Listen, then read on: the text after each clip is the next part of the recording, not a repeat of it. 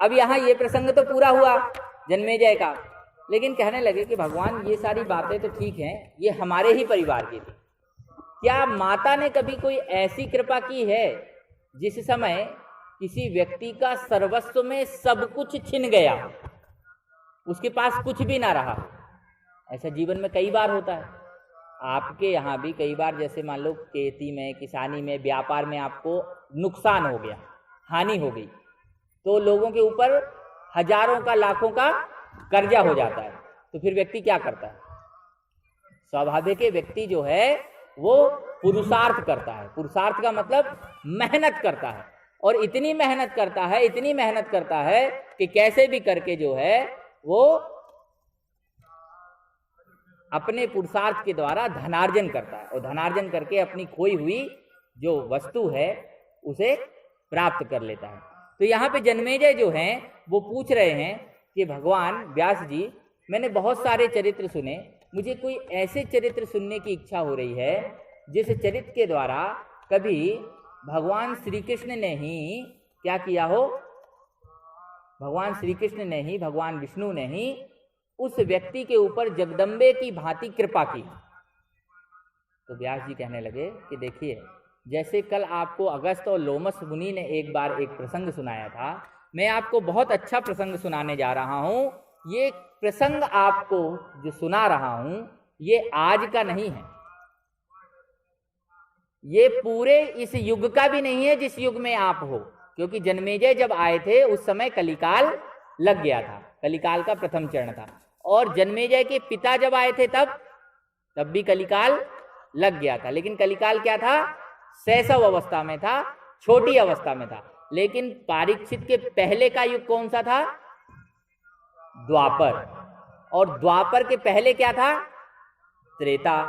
तो जब द्वापर बीत रहा था, मतलब जैसे कि भगवान श्री कृष्ण जब धराधाम से जा रहे थे तो द्वापर बीत गया और कलयुग आ गया, तो ऐसे ही एक युग पहले त्रेता जा रहा था। त्रेता क्या हो रहा था? जा रहा था, और द्वापर आ रहा था। तो त्रेता का जाना हुआ और द्वापर का आना हुआ, तो इन दोनों के बीच में क्या हो गई? संधि हो गई। जैसे अभी थोड़ी देर बाद सायं हो जाएगी, सायं काल हो जाएगी, तो आप लोग क्या कहेंगे? गोधूली बेला लग गई। गोधूली बेला का मतलब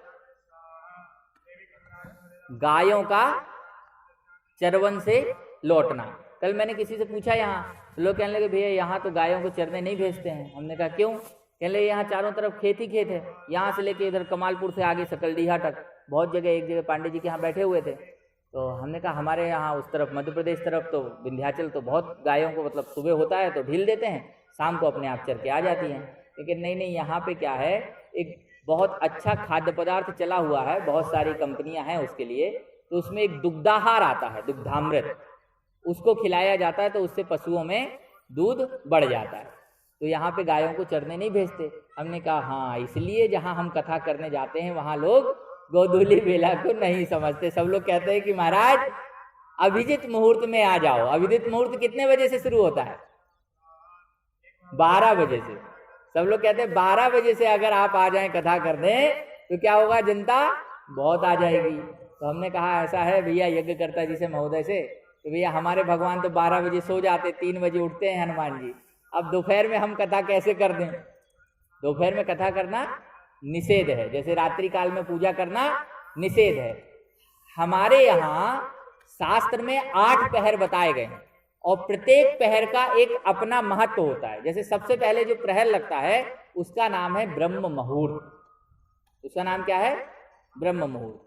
धीरे धीरे ये कुतुब बेला से होते हुए, अभिजित मुहूर्त से होते हुए, सायंकालीन जब मध्याह्न बेला और गोधूली बेला में प्रवेश करता है, तो सब चरण में ईश्वर अलग अलग प्रकार से व्यक्ति को अपनी कृपा भेजते हैं। तो कहा कि ठीक है, अब सुनना चाहते थे, तो कहा कि बताइए कि जब त्रेता का समापन हो रहा था और द्वापर का क्या हो रहा था? उद्गम हो रहा था, तो उस समय तक भगवान राम की कितनी पीढ़ियां व्यतीत हो गई थी? भगवान राम की उस समय तक 15 पीढ़ी व्यतीत हो गई थी, अर्थात भगवान राम के 15 पीढ़ी बाद।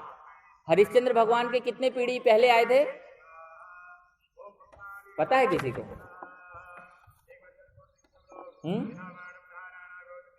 हरिश्चंद्र भगवान राम से 40 पीढ़ी पहले आए थे। रामचरितमानस कब लिखा था? रामायण वाल्मीकि जी के द्वारा। रामचरितमानस तो अभी लिखा गया तुलसीदास जी के द्वारा कलिकाल में 450-500 साल पहले, संवत 1680, 80 गंग के तीर, 1680 के आसपास। और रामायण कब लिख दी थी वाल्मीकि जी ने? सतयुग के मात्र 10,000 वर्ष बीते थे, उस समय वाल्मीकि आके सारा का सारा वृतांत लिख गए थे कि आज सतयुग बीतने के 17 लाख वर्ष बाद जब भगवान राम आएंगे तो उनको कैसे लीला करनी पड़ेगी?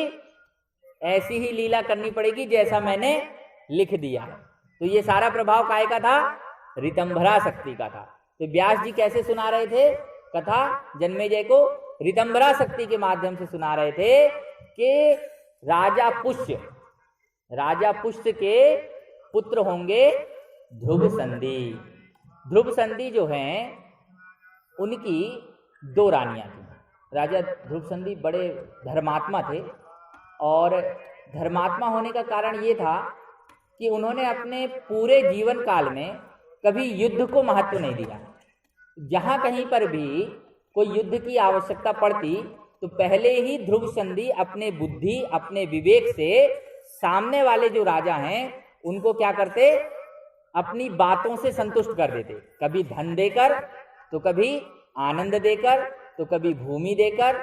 तो कैसे भी करके जब सामने वाले राजा मान जाते बात को तो क्या हो जाती? आपस में संधि हो जाती। तो ध्रुव का नाम आगे चल के क्या हो? ये ध्रुव नहीं, ये ध्रुव अलग हैं, प्रहलाद ध्रुव अलग हैं, लेकिन उनके नाम के साथ जीवन में ये संधि जुड़ी हुई थी, इसलिए उनका नाम ध्रुव मतलब अटल, जिसकी बात कभी टाली ना जा सके। तो ऐसे ध्रुव जिसकी बात कभी, जैसे कोई भी व्यक्ति आया सामने, उसने कहा महाराज हमको युद्ध करना है, नहीं तो हमको जमीन दे दो 1000 एकड़। तो बोले 1000 एकड़ कैसे देंगे? इतने सारे किसान हैं, इन किसानों की जमीन पे आप कब्जा कर लेंगे तो फिर ये किसान क्या खाएंगे पिएंगे? अच्छा एक काम करो, ठीक है 1000 एकड़ ना सही 100 एकड़ ले लो। तो 100 एकड़ में काम नहीं चलेगा। फिर भगवान क्या करते थे? ध्रुव संधि कैसे भी करके उसको मनोरंजन में लगा देते थे, और मनोरंजन में लगा के धीरे धीरे उससे ऐसी बात मनवा लेते थे कि वो 10 एकड़ में ही मान जाता था, और 10 एकड़ में भी अति प्रसन्न हो जाता था। तो ये संधि के उस समय उनके कुछ नियम रहे होंगे, लेकिन उनका नाम जो था वो क्या था? अटल था। तो उनके शासन काल में ना ब्राह्मण, ना क्षत्रिय, ना वैश्य, ना शूद्र, किसी को भी किसी प्रकार का कोई कष्ट था ही नहीं। कहीं से कोई दूर दूर तक कष्ट नहीं था। और एक विचित्र बात थी कि उनके राज्य में कभी कोई पाखंडी नहीं रहता था, कोई चोर नहीं रहता था, कोई कृतघ्न नहीं रहता था, कहीं से कोई दरिद्र नहीं रहता था। ये विशेषता थी ध्रुव संधि के राज्य की। उनकी 2 पत्नियां थीं। एक का नाम था मनोरमा, एक का नाम क्या था? मनोरमा, और एक का नाम क्या था? लीलावती। एक का नाम क्या था?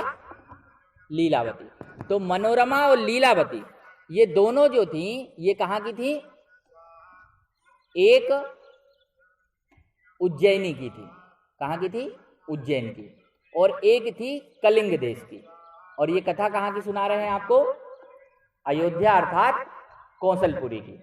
तो ये कौशलपुरी में जो कथा मतलब जो व्यतीत हुआ पौराणिक इतिहास, ध्रुव संधि को क्या हुआ? एक बार आखेट खेलने का मन हुआ। ध्रुव संधि जो है आखेट खेलने के लिए कहाँ चले गए? जंगल में चले गए। अब जब जंगल में गए ध्रुव संधि तो बहुत देर तक उन्होंने प्रतीक्षा की कि कोई हिंसक प्राणी आएगा, कोई हिंसक प्राणी आएगा। तो वो हिंसक प्राणी को क्या करेंगे? अपने बाणों से भेज देंगे। बहुत देर तक तो कोई प्राणी आया नहीं, लेकिन एकाएक क्या हुआ? गर्मी के समय थे, एक शेर जो है एक झाड़ियों के पीछे बैठा हुआ था। तो जैसे ही राजा के दबे घोड़े के टापू की आवाज, जो टप टप करता ना घोड़ा चलता है, खुर की आवाज, उससे शेर की निद्रा भंग हो गई और शेर ने हुंकारना प्रारंभ किया। ज्यों ही हुंकारना प्रारंभ किया तो इनके पास वैसे ही शब्द भेदी बाण चलाने की सामर्थ्य थी जैसी राजा दशरथ के पास थी। तो अब क्या किया कि उन्होंने बाण जो है चलाया। अब बाण चलाने के पहले ही शेर इतना चौकन्ना हो गया कि शेर ने जो है ध्रुव संधि के ऊपर आक्रमण कर दिया। और जैसे ही ध्रुव संधि के ऊपर आक्रमण किया है त्यों ही उनका जो धनुष और बाण था वो हाथ से छूट गया।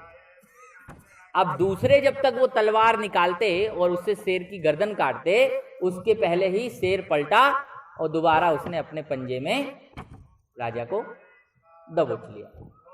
अब ये सारा का सारा हाल सेना जो है देख रही थी कि सेना भी साथ में गई थी आखेट में। तो सेना के कुछ जाबाज लोग थे, उन्होंने क्या किया, भाले से शेर के ऊपर आक्रमण कर दिया। तो सारे के सारे भाले क्या हुए, शेर में भिड़ गए और शेर भी वहीं खत्म हो गया। अब ये दुर्घटना बड़ी विचित्र घट गई। अब जो पूरा आनंद का माहौल था, चारों तरफ जो आनंद का माहौल था, वो चारों तरफ आनंद का माहौल क्या हो गया, दुख में परिणत हो गया, शोक में परिणत हो गया। तो कहने लगे भाई ऐसा है कि राष्ट्र में राष्ट्रीय शोक लगा दो। क्या लगा दो, राष्ट्रीय शोक लगा दो। ठीक है, राष्ट्रीय शोक लग गया। अब संयोग से क्या हुआ, राजा के जो बड़ी रानी थी मनोरमा, उससे जो पुत्र था, निर्णय हुआ कि पहले ज्येष्ठ पुत्र को क्या बनाया जाए, राजा के बाद राजा बनाया जाए। उसका नाम था सुदर्शन। राजा के बड़े पुत्र का नाम क्या था, सुदर्शन। और जो छोटी रानी थी लीलावती, उससे जो पुत्र था उसका नाम था शत्रुजित। दूसरे का नाम क्या था, शत्रुजित। तो कहा कि सुदर्शन को राजा बनाया जाए कि शत्रुजित को बनाया जाए। तो जो मंत्री थे सारे के सारे, वो सारे मंत्री विचार करने लगे कि ऐसा किया जाए, सुदर्शन को राजा बनाया जाए, क्योंकि सुदर्शन जो है वो सदाचारी है, पढ़ा लिखा है और ज्येष्ठ है, और सबसे बड़ी बात क्या है, शांत चित्त है। इसके अंदर राजा के सारे गुण विद्यमान हैं। अब ध्रुव संधि की विशेषता क्या थी इनके पिताजी की, कि ये जगदम्बा के बड़े भक्त थे। ध्रुव संधि जगदम्बा के भक्त थे। और ये जो सुदर्शन थे ये थोड़े सरल थे, जैसा कि एक शुद्ध बालक होता है। उस समय देव योग ऐसा हुआ कि एकाएक जो है कलिंग देश की जो रानी थी लीलावती, जिसके पुत्र का नाम शत्रुजित थे, उसके नाना कहां से आ गए, कलिंग देश से आ गए, और सभी मंत्रियों को बैठाकर उनके साथ गोष्ठी करने लगे और कहने लगे कि देखो, सुदर्शन में राजा बनने की योग्यता नहीं है, जो योग्यता मेरे दोहित पुत्र, मतलब मेरी पुत्री का पुत्र जो शत्रुजित है, इसके अंदर है, क्योंकि ये तलवारबाजी बहुत अच्छी जानता है, ये और अन्य राजनीतिक गतिविधि और षड्यंत्र कूटनीति वगैरह सबको जानता है। तो वैसे किसको होना चाहिए राजा, जो राज्य को संभाल सके। जो राज्य को ना संभाल सके उसको राजा बनाने से क्या फायदा। तो कहा कि राजा उसको बनाओ जो राज्य करने योग्य हो। तो राजा बना दिए शत्रुजित को। तो उसी समय जो है सुदर्शन जो है, जो किसका पुत्र था, मनोरमा का, मनोरमा के पिताजी भी आ गए।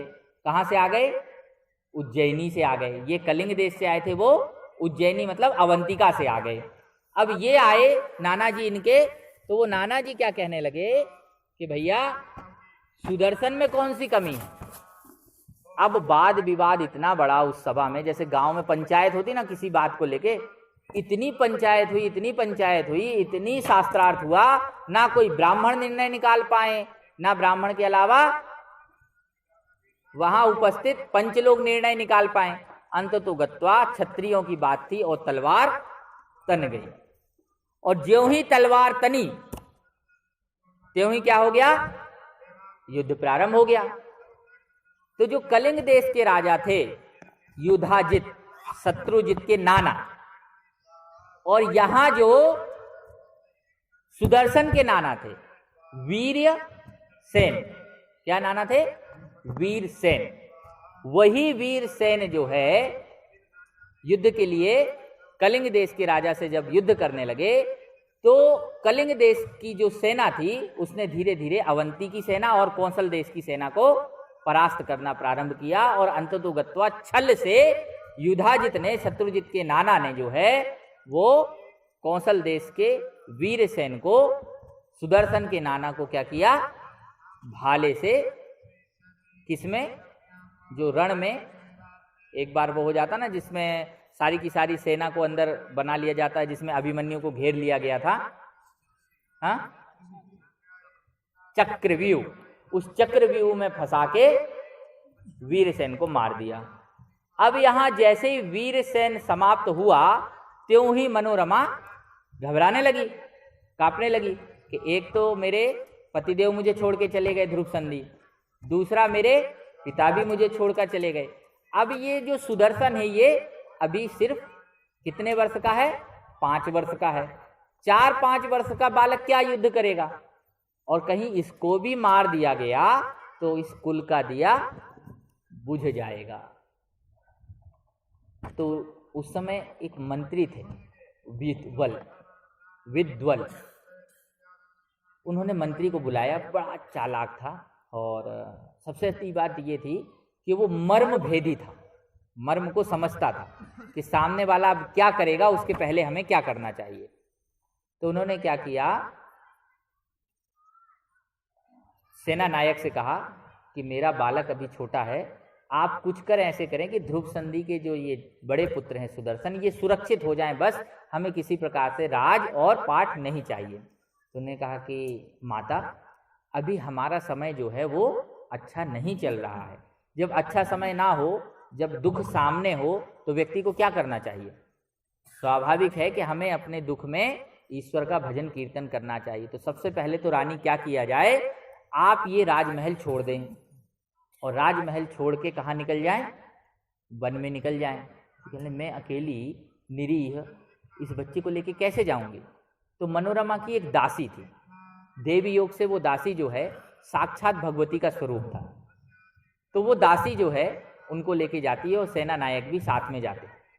तो जब सेना नायक साथ में जाते हैं तो लेकर कहाँ पहुंचते हैं, एक वन में पहुंचते हैं। वन में पहुंचने पे ये लोग थक जाते हैं, अत्यधिक थक जाते हैं, लेकिन अभी युधाजित और शत्रुजित दोनों जो है मानते नहीं और उनको लेकर के पीछे पीछे पीछे पीछे उनका पीछा करते हुए वन में पहुंच जाते हैं।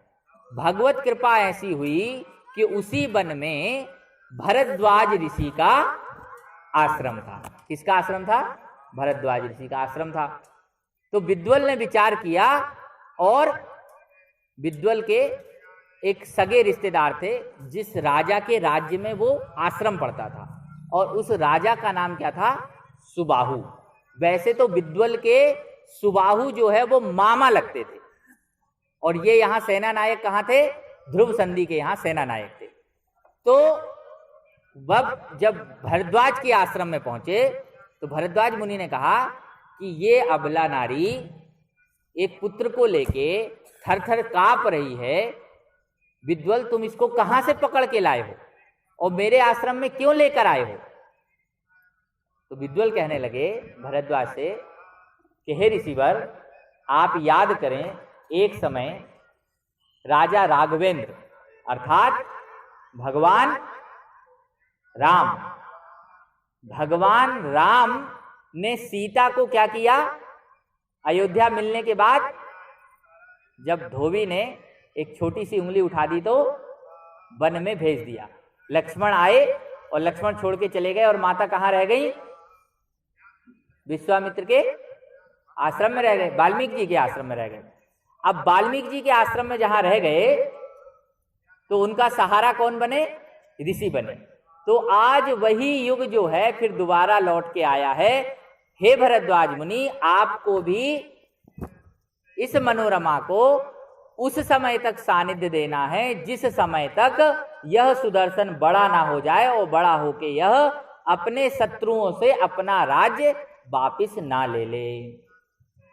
तो कहने लगे ठीक है, हमारे पास सुख सुविधाएं तो है नहीं, लेकिन कुटिया है तो कुटिया में अंदर भेज दो, रूखा सूखा जो मिलेगा सो अपना पालेंगे। रानी है, रानी कैसे तो जब सीता रह सकती हैं जनक की विदेह राज की पुत्री, तो फिर ये नहीं रह सकती मनोरमा? बिल्कुल रह सकती हैं। तो अब मनोरमा बाहर रह के सेवा शुश्रूषा करने लगी। तो मनोरमा का एक दिन भरद्वाज से सत्संग हो गया। सत्संग मतलब ज्ञानार्जन।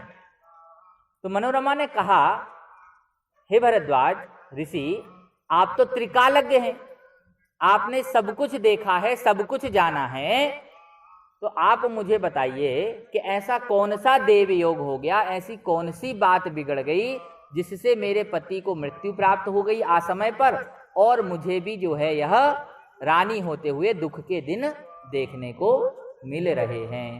तो भरद्वाज मुनि ने कहा कि देखो रानी, बहुत ज्यादा गते न शोकम, जो बीत गया उसके बारे में शोक मत करो, रात गई बात गई। तो कहा कि ठीक है, तो मैं क्या करूं? तुमने कहा ऐसा है, तुम जो है वो भगवती जगदम्बा का पूजन करो, व्रत रहो। और भरद्वाज मुनि ने नवरात्र की विधि जो है, देवी माँ की उपासना की विधि किसको बता दी? मनोरमा को बता दी। लेकिन अब यहाँ एक कुचक्र ये हुआ कि वो जो सेना नायक था ना, वो सेना नायक वही आश्रम में किसके साथ रह गया? रानी के साथ रह गया। लेकिन इधर जो युधाजित था नाना, वो किसके पास आया? भरद्वाज मुनि के पास आया। और भरद्वाज मुनि से कहने लगा कि भरद्वाज मुनि ऐसा करिए कि ये जो बालक है ना, मुझे इस स्त्री से मतलब नहीं है, ये जो बालक है सुदर्शन, आप ये मुझे दे दीजिए, क्योंकि ये जो मेरा दोहित पुत्र है अर्थात शत्रुजित है, उसका शत्रु है। कल के दिन ये बड़ा होगा तो ये हमसे हमारा राज्य वापस ले लेगा, इसलिए हे मुनि आप हमें ये दे दीजिए। तो भरद्वाज ने कहा कि देखो भाई, ऐसा है, आप अपनी पूरी सेना लेके आ जाओ और आप स्वयं आ जाओ, लेकिन आप मुझसे इन दोनों को प्राप्त नहीं कर सकते, क्योंकि मेरे आश्रम में मैंने इनको क्या दिया है? अभय प्रदान किया है, आशीर्वाद दिया है। तो राजा सोचने लगा, युधाजित सोचने लगा कि ऋषि मुनि से लड़ने में क्या जा रहा, ना तलवार लिए ना भाला लिया। तो कहा कि महाराज, अगर हमने आपके ऊपर आक्रमण कर दिया तो भरद्वाज मुनि बोले कि देखो ऐसा है युधाजित, तुम भले कलिंग देश के राजा हो, तो तुम्हारे पास बहुत अक्षुणी सेना भी है, लेकिन तुम्हें एक बात मालूम है, जिस समय विश्वामित्र नाम के राजा को एक गाय के ऊपर मन आ गया था, और उस गाय को प्राप्त करने के लिए उन्होंने क्या किया था? वशिष्ठ जी के ऊपर आक्रमण किया था। तो चाह कर भी वह राजा अपनी पूरी सेना के साथ वशिष्ठ की उस गाय को और वशिष्ठ के ऊपर विजय प्राप्त नहीं कर सका था, हार गया था। अब तुम्हें विचार करना है कि तुम्हें मुझसे युद्ध करना है या वापिस जाना है। तो वही मंत्री थे। तो युधाजित ने अपने मंत्री से पूछा कि मंत्री बताओ, यहाँ तो कोई है नहीं, मनोरमा का जैसा नाम है वैसा ही गुण है, वैसी ही कीर्ति है, इसको मैं अपनी रानी बना लूंगा और इस लड़के को वन में ले जाके मार दूंगा, कोई देखने वाला भी नहीं है। तो उसका जो सेना नायक था वो विद्वल का क्या था? मित्र था, और वो नहीं चाहता था। और मंत्री जो होता है वो क्या होता है? राजा से 100 गुना ज्यादा चतुर होता है, तभी वह राज्य को चला सकता है। तो कहा कि राजा देखो, जैसा कि भरद्वाज मुनि ने उदाहरण दिया है, अगर उस उदाहरण पे भरद्वाज मुनि खड़े उतर गए तो ये जान जाना कि तुम जो है किसी भी प्रकार से विजय नहीं होगे, वरन यहाँ से मृत्यु को ही प्राप्त करोगे। इससे ज्यादा श्रेयस्कर यह है कि हाथ जोड़ो, गुरु ब्रह्मा गुरु विष्णु कहते हुए भरद्वाज को यहाँ से निकल लो, उसी में तुम्हारा सार है। अच्छा ये बताओ कि ये छोटे से बच्चे से तुम्हारी कोई हानि है? अब ये कथा तो कब की थी? त्रेता और द्वापर के प्रथम चरण की। नहीं तो वो उदाहरण भी प्रस्तुत कर देते कि भाई छोटे से बालक कृष्ण से कंस की क्या हानि हो सकती है। अब ये बात तो सामने उपस्थित हुई नहीं, लेकिन उस समय सोच लिया युधाजित ने कि सही बात है, 5 साल के बच्चे से मेरी क्या हानि होगी, ये तो मुझे नहीं मार सकता। चलो मैं कैसे भी करके अपने जो दोहित पुत्र है उसका क्या करूं? लालन पोषण करूं, इसके साम्राज्य को वृद्धि को प्राप्त करूं। कलिंग और कौशलपुर बढ़ के बढ़ने लगे। उधर उज्जैनी की भी राजा वीरसेन समाप्त हो गए थे, तो वीरसेन का भी राज्य क्या कर लिया इन लोगों ने, अपने साम्राज्य में मिला लिया। अब अंततोगत्वा क्या हुआ, वो जो सेना नायक था, उस सेना नायक को वहां जो बाल गोपाल थे, ऋषि मुनि थे, वो सारे ऋषि मुनि एक दिन कहने लगे कि ये जो विद्वल है ना, वो क्लीब है। क्लीब का मतलब समझते हैं? क्लीब मतलब नपुंसक। नपुंसक क्यों? इतना बड़ा सेना नायक, और ये सेना नायक लुक के छुप के यहाँ रह रहा है, या तो इसको सुबाहु के पास चले जाना चाहिए, अपने मामा के पास, या तो इसको क्या करना चाहिए, अपने राजा के राज्य को प्राप्त करने के लिए युद्ध करना चाहिए। इसका मतलब कि सेना नायक कमजोर था, तभी ना ध्रुवसंधि के इस पुत्र के साथ जो इसको राज्य मिलना था, वो राज्य इसको ना मिलके किसको मिल गया, छोटे पुत्र लीलावती के पुत्र शत्रुजित को मिल गया। तो ये क्लीब है। अब ये बात किसने सुन ली? सुदर्शन ने सुन ली, और सुदर्शन के मुखारविंद से क्या निकलने लगा, क्लीब क्लीब क्लीब क्लीब क्लीब। और क्लीब क्लीब जो है वो धीरे धीरे क्या उच्चारित हो गया, क्लीम क्लीम क्लीम क्लीम क्लीम क्लीम क्लीम क्लीम। तो ये बीज मंत्र किसका है? जगदम्बा का। कल आपको कौन सा मंत्र सुनाया था?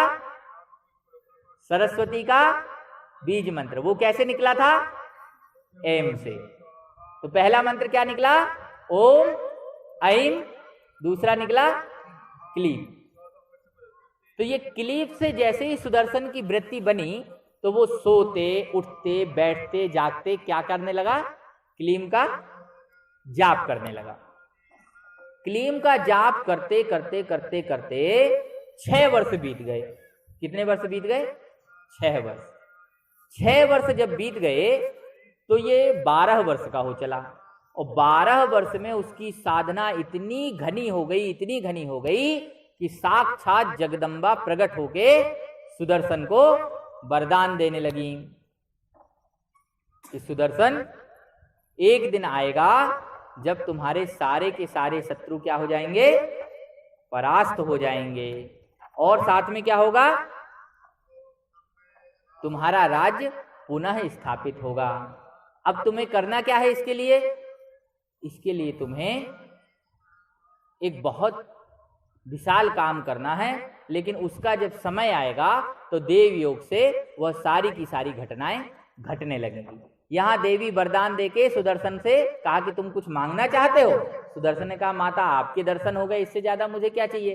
तो इसलिए आपके दर्शन होने से उसका नाम क्या हो गया, सुदर्शन।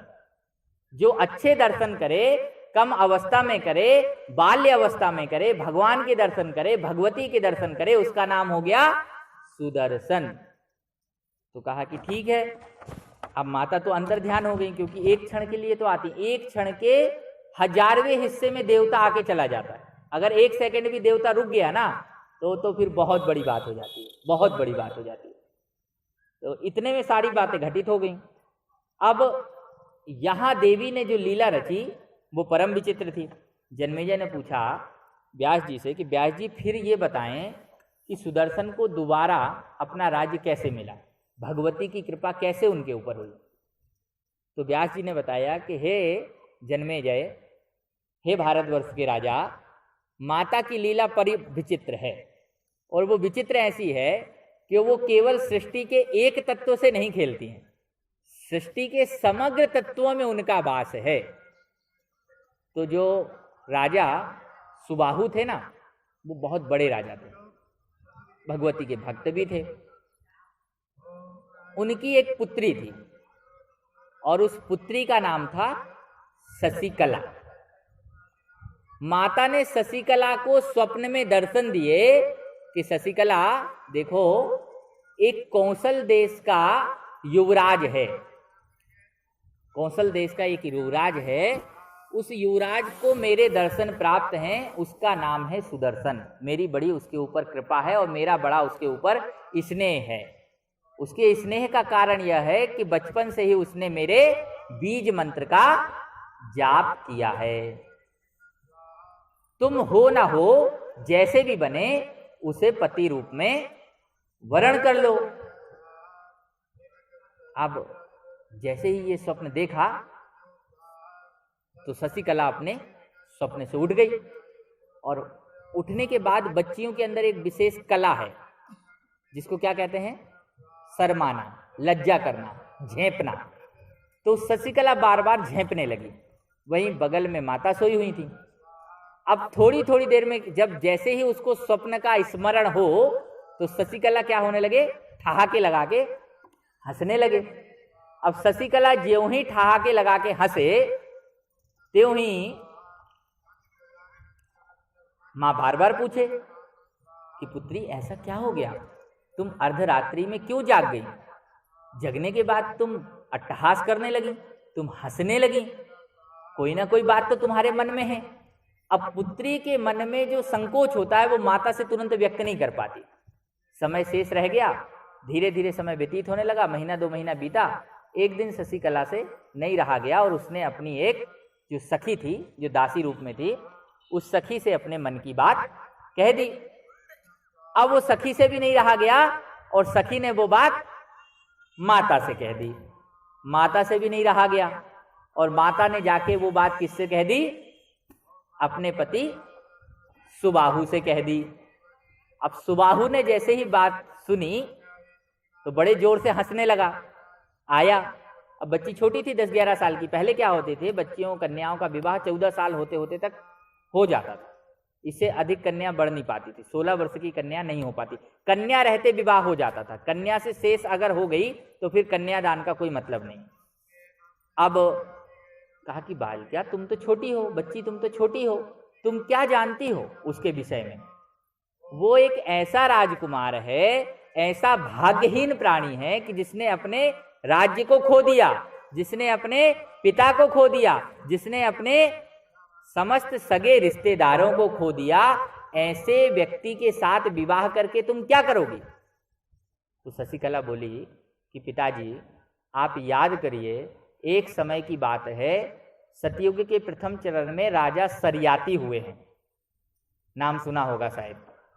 उनकी भी एक कन्या थी जिससे एक नादानी हो गई और उन्होंने क्या किया, अपनी कन्या का विवाह किससे कर दिया, च्यवन ऋषि से कर दिया। और उन्होंने क्या किया, पतिव्रत धर्म का पालन करके च्यवन को तो प्राप्त किया ही, सत्यवती भी एक हो गई। तो ऐसे बहुत सारी चीजें हुई। तो मैं भी अपने पति की सेवा करके क्या करूंगी, पुनः राज्य प्राप्त करूंगी। अब बालिका की इतनी बड़ी बड़ी बातें सुनकर सुबाहु को उस बात पर विश्वास नहीं हुआ। उसको लगा कि मेरी बच्ची जो है वो क्या हो गई है, थोड़ी दिमाग से। अब कहा कि अब इसके मन में विवाह आ गया तो शीघ्र विवाह कर दिया जाए, नहीं तो किसी के साथ भाग गई तो क्या करेंगे। राजा ने सोचा किसी के साथ भाग गई तो बड़ी समस्या हो जाएगी। तो इसका मतलब कि पहले काल में भी कभी बच्चियां भागा करती थी, बिल्कुल भागा करती थी। रुक्मणी जी भाग गई भगवान श्री कृष्ण को लेके। अच्छा, इतनी सारी बातें हुई, इन बातों के बीच आध्यात्मिक मंच है। बच्चियों को भागते हुए सुना है, बच्चों को सुना भागते हुए, नहीं सुना। एक आध उदाहरण तो होगा। बच्चियां ही भागती हैं कि बच्चे भी भाग जाते हैं। भागते तो दोनों ही हैं, लेकिन नाम एक का होता है। क्यों होता है, भागते दोनों हैं लेकिन कहा जाता है बच्ची भाग गई। ये कोई नहीं कहता कि बच्ची भाग गई। भगवान श्री कृष्ण को बड़ी समस्या पैदा हो गई। पूरे जिंदगी यही कलंक लगा रहा कि रुक्मणी को भगा के ले आए हैं। भगवान श्री कृष्ण को कोई उत्तर नहीं सूझा। थोड़े मैं बता देता हूं, समझने की बात है। भगवान श्री कृष्ण ने क्या किया, सुभद्रा से अर्जुन को भगवा दिया। ये पहला चरित्र था जिसमें एक लड़की लड़के को भगा के ले गई और इधर भगवान श्री कृष्ण रुक्मणी को भगा के ले। ये बात दर्शन की है। दर्शन का मतलब मनन की है, मनन का मतलब चिंतन की है, हंसी और ठिठोली की नहीं है। हम हंसने लगते हैं, इसका गंभीर चिंतन करें और इस बात का चिंतन करके इस बात को समझें। तो अब ये सुबाहु को बड़ा प्रश्न हो गया कि कहीं मेरी शशिकला भी मेरे साथ वैसा ही ना करे जैसा रुक्मणी और सुभद्रा ने किया। तो कहने लगे कि ऐसा करो, बहुत जल्दी क्या करो, एक स्वयंवर का आयोजन करो। डुंडी भी बजाई गई, चारों तरफ सारे राजकुमारों को बुलाया गया, बहुत सारे राजकुमार आए। अब जितने भी राजकुमार आए, उन राजकुमारों में ये जो युधाजित था, इसका जो पुत्र था दोहित शत्रुजित, वो भी आया।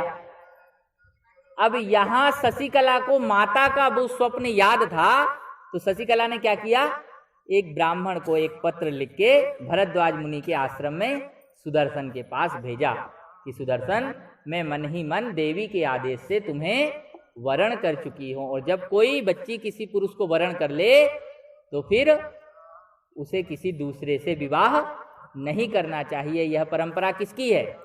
सनातन धर्मावलंबी की है, भारतवर्ष की यह व्यवस्था है, पाश्चात्य देशों की नहीं है। स्वयंवर का आयोजन हुआ, स्वयंवर का आयोजन चलने लगा। अब सुबाहु ने सबका स्वागत किया।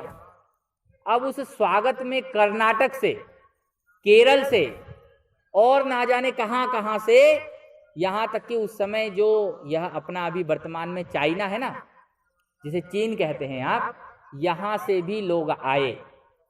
किसे जीतने के लिए? शशिकला को जीतने के लिए। लेकिन जैसे ही सुबाहु ने सबका स्वागत किया और बोला कि भैया बेटी को ले आओ, बेटी के लिए सिंहासन बना दिया गया है, एक तरफ बेटी बैठेगी, उसकी सखियां रहेंगी, यहाँ सबको देखेगी, नीचे सबको बढ़िया आसन लगा दी, गद्दे लगा दी, सिंहासन बिछा दिया गया। माता ज्यों ही अंदर गई, शशिकला ने दो टूक शब्दों में कह दिया, माता मैं स्वयंवर में नहीं जाऊंगी, नहीं जाऊंगी, नहीं जाऊंगी। लेकिन बेटा तुम्हारे लिए तुम्हारे पिता ने इतना सब कुछ किया, क्या तुम्हारे पिता की जग हंसाई नहीं हो जाएगी? तुम्हें अच्छा लगेगा कि तुम्हारे पिता की जग हंसाई हो और तुम यहाँ अंदर बैठी रहो? तो कहले जब मैंने पिता से और आपसे कहा था कि मेरा विवाह सुदर्शन से होना है, और वो भी क्यों होना है? देवी माँ के कहने पे होना, तो आप लोगों ने मेरी बात क्यों नहीं मानी? तो कहले बेटा वो संभव नहीं था, तुम्हें वहां चल के बैठना पड़ेगा। तो कहने लगे ठीक है। अब जैसे तैसे करके डांट के डपट के उसको वहां बैठा दिया। लेकिन शेष बात किसकी रह गई थी? सुदर्शन की रह गई थी।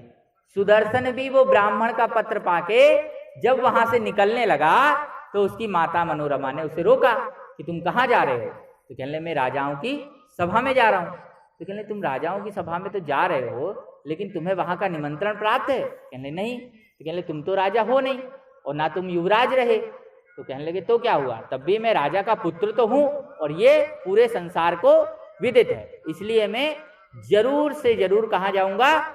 उस राजसी सभा में स्वयंवर में जाऊंगा जहां पे ये स्वयंवर हो रहा है। तो माता बड़ी चिंतित हो गई, मैं कभी तुम्हें छोड़ के 12 साल में नहीं रही, मैं कैसे तुमको छोड़ के रहूंगी? मैं भी तुम्हारे साथ चलूंगी। भरद्वाज ऋषि से आशीर्वाद लिया है, सेना नायक, माता, वो दासी और साथ में सुदर्शन कहाँ पहुंचे हैं? राज मंडप में पहुंचे हैं। जो ही राज मंडप में पहुंचे तो सबका स्वागत तो बड़े जोर से हो रहा था, लेकिन सुबाहु और विद्वल जो है मामा और भांजे का व्यवहार रखते थे। तो सुबाहु ने विद्वल को देखते हुए क्या किया? सुदर्शन को सभा में बैठने की अनुमति दे दी। अब जितने भी राजकुमार बैठे थे ये सारे के सारे क्या करने लगे? हंसी ठिठोली करने लगे कि देखो हमारे साथ तो इतनी अक्षुणी सेना आई है, हमारे पास तो ऐसी तलवार है, हमारे तलवार में तो हीरे जड़े हुए हैं, हमारे तलवार में तो मणियां जड़ी हुई हैं, और ये देखो सुदर्शन। अब किसी को पता ही नहीं था कि सुदर्शन के पास जो तलवार है ये तलवार तो सहस्त्रों सूर्य से भी ज्यादा प्रकाशित है, क्योंकि भगवती स्वयं वो तलवार किसको दे गई है? सुदर्शन को दे गई है। जिस तलवार से भगवती ने किसका मर्दन किया था? महिष का मर्दन किया था, महिषासुर का मर्दन किया था। वो तलवार कहाँ आ गई? सुदर्शन के पास आ गई। अब सुदर्शन तो वो तलवार क्या किया था? वो तलवार तो ऐसी थी कि छोटी सी हो जाती थी, और जब उसको बड़ा करना हो ऐसे निकाले तो वो बड़ी हो जाएगी। छोटी मोटी तलवार थी, भगवती की साक्षात तलवार थी उसके पास। तलवार कहाँ रखा था क्षत्रिय राजकुमार? यहाँ पे अपने पीछे लगा के रखा था। अब ज्यों ही राजकुमार आए और बैठे तो जो वो नाना था युधाजित, वो युधाजित ने क्या किया? सुदर्शन से कहा कि देखो ऐसा है सुदर्शन, मैं तुम्हें इसी मंच पे अभी मृत्यु के घाट छोड़ा दूंगा, तुम्हारे पंख पखेरु यहीं उड़ जाएंगे, क्योंकि ये जो शशिकला है इसका विवाह किससे होगा? मेरे दोहित पुत्र शत्रुजित से ही होगा। और यहाँ कोई भी राजा अगर उपस्थित हो तो वो क्या करे? मुझसे युद्ध करे। तो उसमें केरल देश के एक राजा थे, वो सामने आए और उन्होंने कहा युधाजित से कि युधाजित, तुम अपने इस झूठे अहंकार में मत रहो, तुमने छल से ध्रुव संधि के इस राज्य को हड़पा है, साथ ही साथ तुमने अपने ही जो तुम्हारे रिश्ते में लगते थे उज्जैनी की राजा, उनका भी प्रदेश हड़प लिया अधर्म करके। और अधर्म का जो है वो आयु लंबी नहीं होती, पुण्य की जल पाताल तक होती है। अंततो गत्वा जीत होगी तो होगी किसकी होगी? धर्म की ही जीत होगी।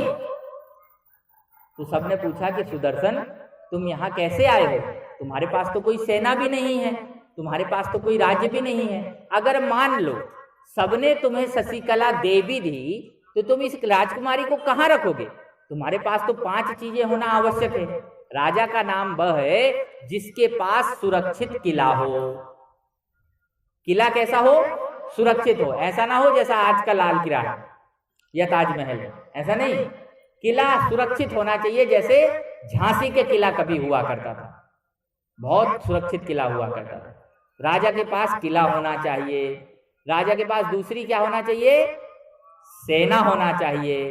राजा के पास तीसरा क्या होना चाहिए? धन होना चाहिए। और चौथा राज्य होना चाहिए। और 5वां क्या होना चाहिए?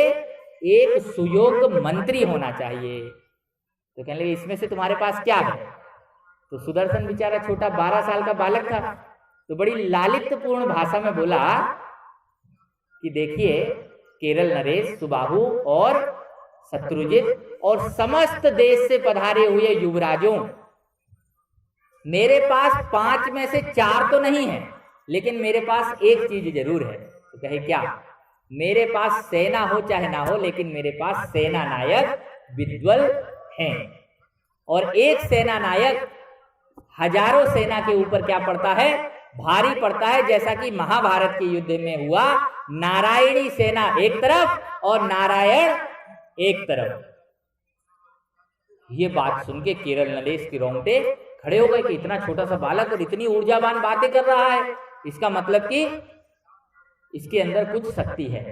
तो उसने कहा कि फिर तुम क्यों आए हो यहाँ पे, जब तुम्हारे पास 5 में से सिर्फ 4 चीजें नहीं है और एक ही चीज है?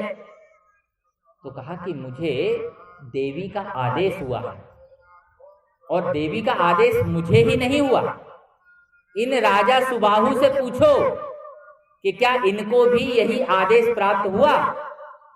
अब उसकी सत्यनिष्ठा को देख के सुबाहु से नहीं रहा गया और सुबाहु हाथ जोड़ के खड़े हो गए। किसके पिता?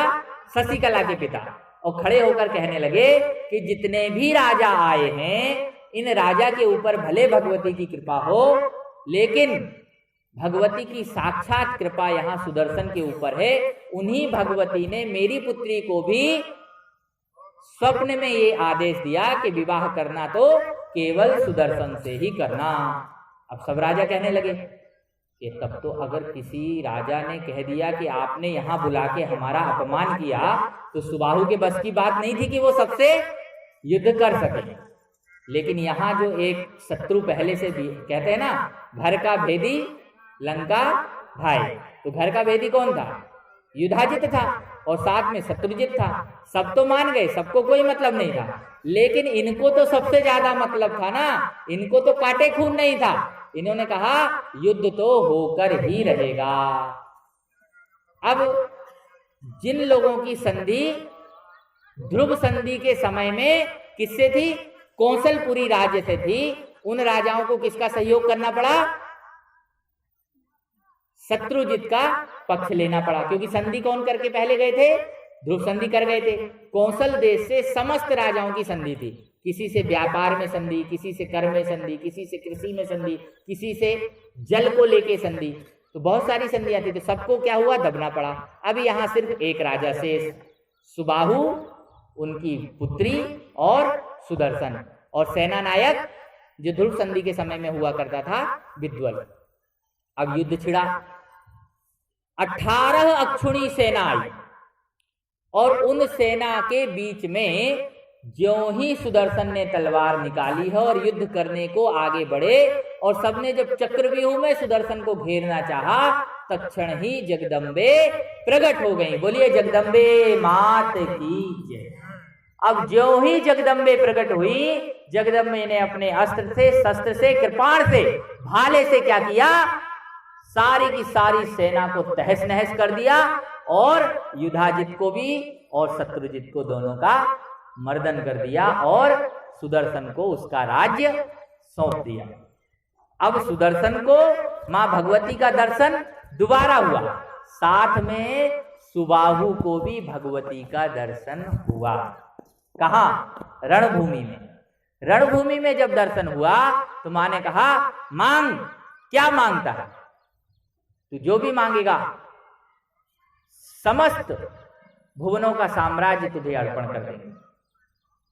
सुदर्शन तो बहुत गंभीर थे, बहुत सदाचारी थे।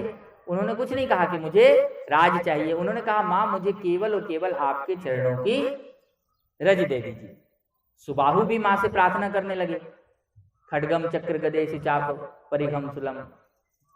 बड़ा देर तक स्तुति होने के बाद माता के आदेश से, माता तो अंतर ध्यान हो गई युद्ध करने के बाद, सुदर्शन जो है वह कहां पहुंचे? अपने कौशल देश अयोध्यापुरी पहुंचे। और सुबाहु कहां आ गए? अपने राज्य को आ गए, काशी को। माता के आदेश से सुबाहु ने यही काशी में सबसे पहले दुर्गा मंदिर का निर्माण किया, जो दुर्गा मंदिर आज भी दुर्गा कुंड पे उपस्थित है। किसके द्वारा बनाया गया है ये मंदिर? राजा सुबाहु के बाद। उसके बाद ये वंश परंपरा अभी काशी नरेश तक होके आई, काशी राज वही कहलाते, वही वंश परंपरा अंत तक चली। इस परंपरा में एक सबसे बड़ा दोष है कि इनके यहाँ पुत्र रत्न नहीं होता जल्दी। एक पीढ़ी छोड़ दूसरी पीढ़ी में रानियों के यहाँ पुत्र या तो गोद लो, या तो दूसरी रानी लाओ, या तो कुछ और उपाय करो, पुत्रियां हो जाती हैं। तो उस समय भी, बाहु के समय में भी क्या था? पुत्री थी शशिकला, पुत्र नहीं था। तो ये तीसरी कथा है सृष्टि की जहां पुत्रियों से सृष्टि आगे बढ़ी। और सुदर्शन कहां पहुंच गए? कौशलपुर पहुंच गए। वहां सुदर्शन ने क्या किया? मां भगवती का मंदिर बनाया और मंदिर बना के मां जगदम्बा की स्थापना की। एक मंदिर काशी में हो गया, एक मंदिर अयोध्या में हो गया। और जगदम्बे मां की स्थापना के बाद समस्त प्रजा जो है वह जगदम्बे का आराधन करने लगी, उनकी